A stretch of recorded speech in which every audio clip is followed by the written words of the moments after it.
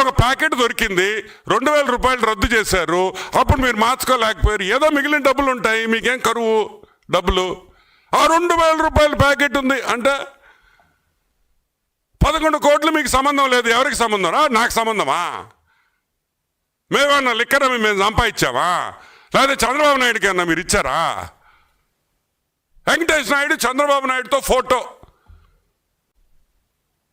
ఏంటి ఇప్పుడు నువ్వు ట్రంప్తో ఫోటో కావాలా నీకా? చెప్పు, నేను ట్రంప్ తీసుకొని ముద్దు పెట్టుకుంటుంటాం.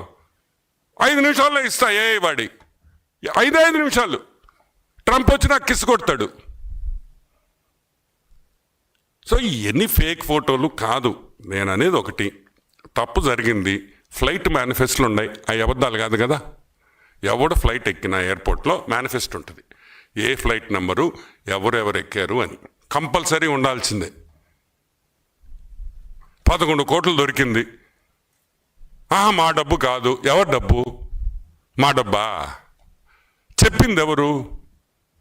సిట్టికి 11 కోట్లు ఆడుందని ఎలా తెలిసింది? ఎలా తెలిసిందంటే దాంట్లో ఎక్యూజ్ అయిన వాళ్ళు చెప్పారు కాబట్టి. దాంట్లో ఇరుక్కున్న వాళ్ళు సిట్టు విచారణలో అయ్యా 11 కోట్లు ఇటు దాచున్నాము అని. అయినా మీ పిచ్చి కాకపోతే చంద్రబాబు నాయుడు ఆ డబ్బు పంపించాడు అన్నాడు ఒకడు నాతో. ఒరే, మా చంద్రబాబు నాయుడు 11 కోట్ల రూపాయలు సిట్టు విచారణకి వాళ్ళు ఇరికిచ్చేదానికి ఖర్చు పెట్టాలా?